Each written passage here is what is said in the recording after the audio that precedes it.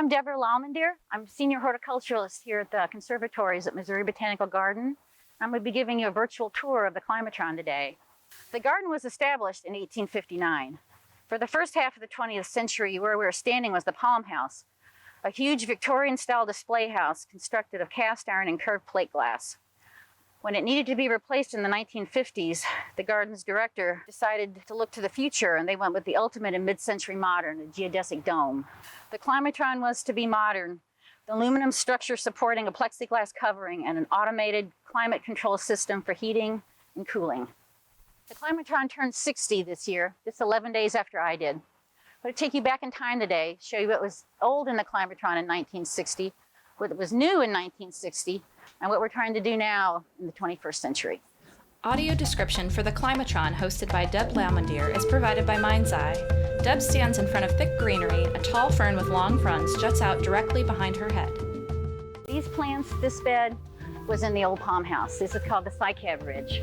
Cycads are an old primitive plant family. They're called dinosaur plants because they were around at the time of the dinosaurs. This is where dinosaurs ate because flowering plants hadn't evolved yet. I always say I know why dinosaurs went extinct. It was their diet. Because if you touch these things, they're like fiberglass with thorns.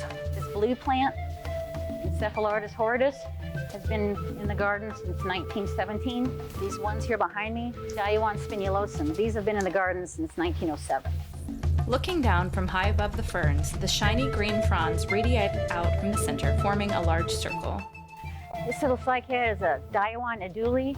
We have 3 of these. They were gifts from the Mexican government after the 1904 World's Fair. And this little plant here is Polycius marginata.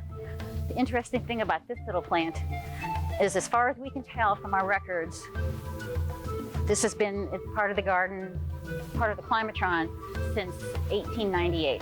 Yeah, obviously, we've taken cuttings and restarted it over the years, and it's been recently cut back, which is why it's so small right now. But 1898 is the best record we can come up with it. It was originally purchased from Sanders and Company in St. Albans, England. The thick, rich, dark green plants give you the impression you're standing in the center of a jungle. Not all the plants in the Climatron are terribly old.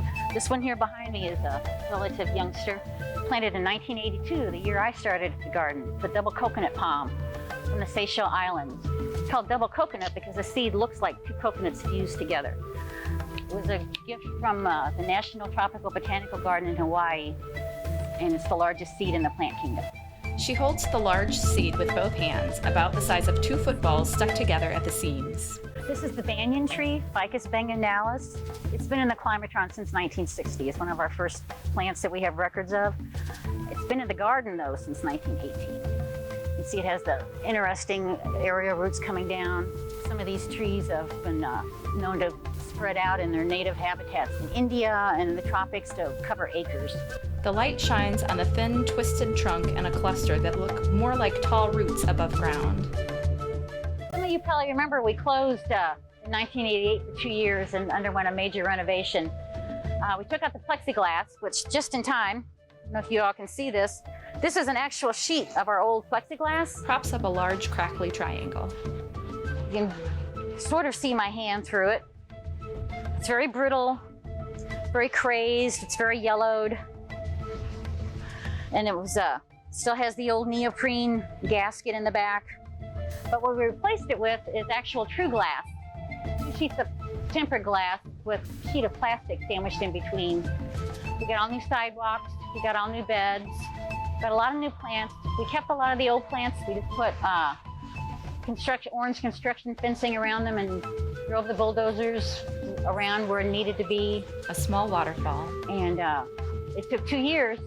The renovation allowed us to preserve this bit of the tropical rainforest here in the Midwest for people to enjoy for many more years to come. Yellow and orange glass sculptures stand in the middle of lush green plants. Sunset Herons by Dale Chihuly. I love plants with stories. This is your Dracaena. We used to think it was Dracaena umbraculifera, which is a species that's extinct in the wild from the island of Mauritius. And we did some DNA studies and discovered, no, that it's actually a cousin, Dracaena reflexa, which is still a cool story because the plant has been here at the garden since 1903. And then 10 years ago, here on the other side of the sidewalk, it started to sprout pups up. For some reason, we don't know why. It was only 10 years ago, but it started to sprout pups. Right before quarantine, we had a staff meeting, and they showed a picture of Henry Shaw lying in state in the museum building, surrounded by potted plants. And some of us realized that one of the potted plants looked familiar, and we realized it was actually it was this Dracaena as a young pup. It was very distinctive with the long, thin, wavy leaves, and it was obviously couldn't be anything else. So from 1903, now we know that the plant has been here at least since 1889. Long green leaves hang down around from a tall, thin trunk like a pom-pom. This shrub right here is Crescentia portoriensis. It's from the island of Puerto Rico. It's an endangered species. When we first got this plant back in 1990, we had 3 of them, and there were only 42 known to exist in the world. They've discovered more since then. Very few seedlings. It's suspected that the seeds are dispersed by a rodent that's extinct on the island. Another reason that makes it so important that we keep plants like this alive in the Climatron. A slender path winds around a corner, passing under a structure crowded with vegetation. This is called a queen's palm, but I always think of it as Alan's palm. Alan Galuski was head of the horticulture department when I first started here at the garden in 1982. He came here to the garden in the 1970s with Dr. Rabin from California, and was here for the building of the Japanese garden as well. He was so smart and so talented, and he died of a pulmonary embolism March of 1988, the day before the Climatron closed for renovation. And this palm was in a pot in his office. The tall, skinny palm tree reaches all the way up to the top of the dome. 2 fronds stick out to the side like arms. The rest reach up to the sky. This is Pandanus copelandii from the Philippines. You can see it's got these cool prop roots down here. Pyramid of tight roots. These are actually to help hold it up because they normally grow in swamps. This tree is it's one of the original trees here in the Climatron from the 1960s. The only tree we saved down here on the lower level during the renovation in 1988. I know I saw a picture once of this tree being brought in as a ball and burlap on the end of a front end loader through the back of the Climatron before it was constructed in 1960, but I haven't been able to find that picture since. So I know this is one of the original plants from 1960.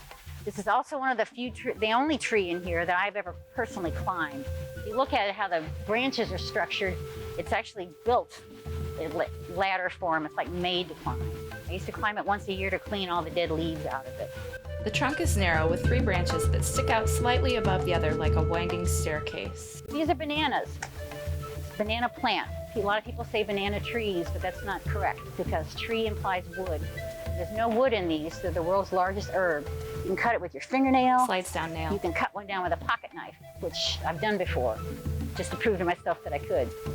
Because once these individual fruits develop on here and turn yellow, we have to take the plant out. They only bear once. And from the size of a small sucker, about knee-high, up to full size, and the fruit turning yellow and ripening takes about 2 years.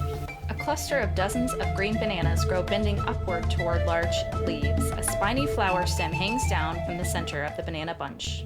Part of the garden's mission is to discover and share knowledge about plants. And here in the Climatron, we do that by growing plants from parts of the world called biodiversity hotspots. A huge waterfall. Biodiversity hotspots are places with species found nowhere else on Earth and that are threatened by human population pressure and now climate change. There are around 30 such places in the world, and one is Madagascar and the other islands of the Indian Ocean. This bed here is where we help preserve plants like the Cylindroplyne and the Nesicodon and Wright's gardenia. Other tropical hotspots such as Hawaii and the Caribbean are also areas that the Climatron plans to showcase. In the Climatron, water trickles down over a small waterfall behind ferns. This is a relatively new area we just put in this year in the Climatron. We're calling it the Gesneriid Gallery. Gesneriids are a plant family. The most specimen you're most likely familiar with is African violets. African violets are Gesneriids. Got little ones right here. A lot of these were started from seed from Gateway West Gesneriid Society. So we're gonna see how they do here in the Climatron. Some have been here a while. This columnia here was actually collected by myself and Dr. John McDougall back in Ecuador back in 1991. So it's been here in the Climatron for a while. Small purple flowers with 4 or 5 petals.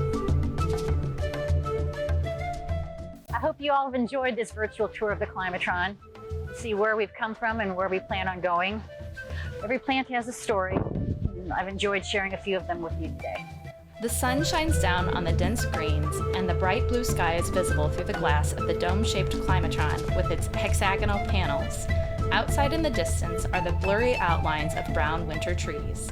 We hope you enjoyed this audio-described spotlight of the Climatron at the Missouri Botanical Garden.